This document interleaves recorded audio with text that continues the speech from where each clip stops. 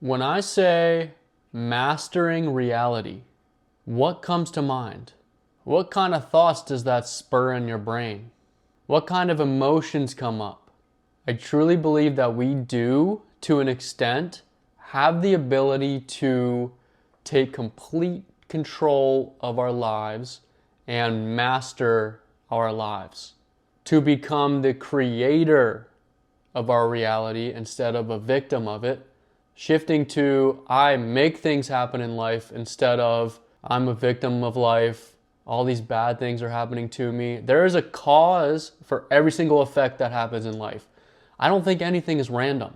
I don't think coincidences exist.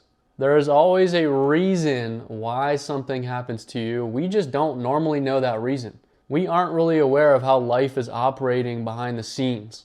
But it is impossible to master our reality if we haven't even mastered ourselves first. And we're so worried about all this shit happening outside of us. Oh, who got elected? What kind of drama's going on outside? Worrying about other people, like none of that shit matters. It doesn't matter.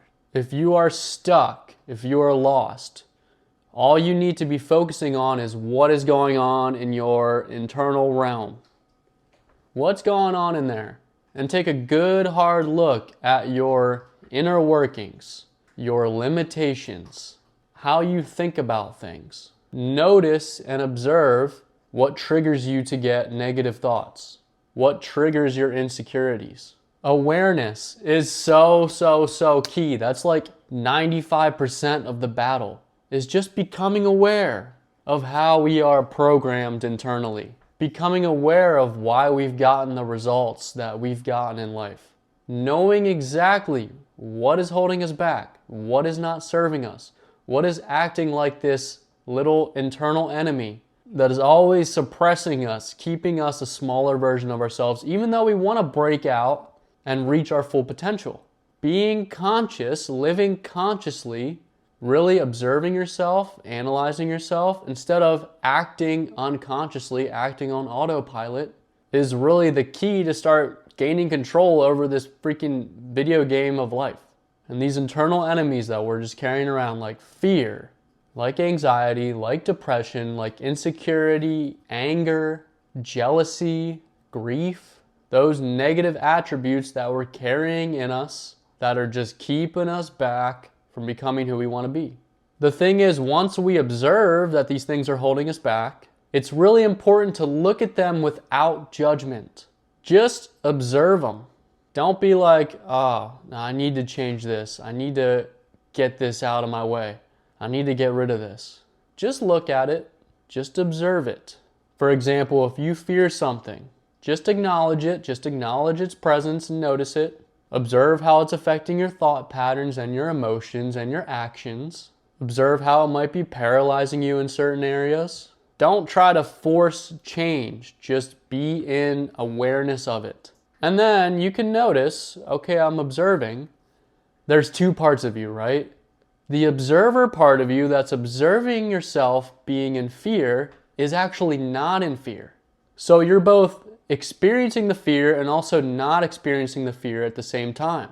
And when you make this realization, it changes absolutely everything.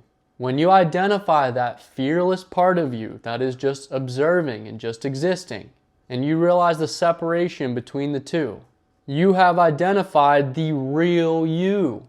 You have identified your higher self, your limitless self. And then you got to look at your past. Maybe it was rough. Maybe you're holding grudges against someone that did you wrong. And all that grudge does is hold you back. You don't forgive that person for them. You forgive them for you, for your sake, to free yourself, to get that weight off your shoulders. Maybe you got to go back and process some shit that you've just been holding down your entire life because you've been scared to avoid it. But it's time to clear all that up. We can use the past and learn from it, learn those valuable lessons that it taught us, and then we can transcend the past and stop living in the past like I talked about in one of my previous videos. We can start actually creating a new future instead of constantly reliving and recreating the past. And when we're talking about alchemy, When we're talking about self-alchemy, inner alchemy, we are transmuting those negative parts of ourselves, the negative experiences that we go through, into our benefit. So when you start looking at things, you start looking at everything as a learning experience. That's all it is, just a learning experience. Every single thing that happens to me in life, I can learn from and I can grow from.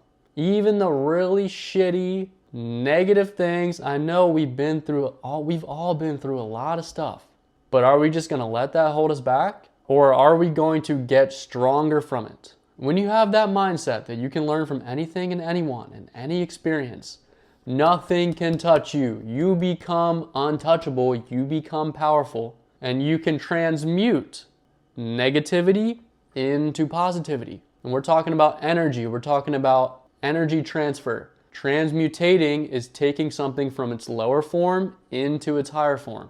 It's such an empowering mind state to get into when we use negativity as fuel. And we're no longer trying to avoid negativity, to avoid struggle, to avoid challenges. We're facing them head on, we're embracing them, and over time we start to transform our negative thought patterns, our negative habits, our negative beliefs about ourselves that are creating the world around us. All we're getting in life is a reflection of how we feel about ourselves. That's it. And everyone else is just projecting how they feel about themselves onto you. We have the ability to change how we look at ourselves, to alter our self-perception, our self-image. We can change how we look at the world. We can decide what meaning we give to everything that happens in our life. And then we can consciously start to mold our physical reality into that which we desire. You can replace bad habits with empowering and healthy ones. You can stack habits on top of each other. It's these little shifts. Don't think you're just gonna make a huge shift overnight. That's how you get burnt out. That's how you revert into old habits. We're looking to change our whole entire identity from the inside out. And it takes time to rewire ourselves. But those few years that you spend really doing some self-reflection, really consciously trying to make new decisions, trying to think new thoughts, trying to take new actions, and really trying to shoot for what you actually freaking want in life. Those few years that you take to do the inner work, maybe it'll take a year, maybe it'll take months, maybe it'll take longer than that, but I don't care how long it's gonna take. That journey is going to be the most valuable journey that you ever will take in life. And so we become a true alchemist when we transform from the lower version of ourselves to the higher version of ourselves. What is the highest version of yourself?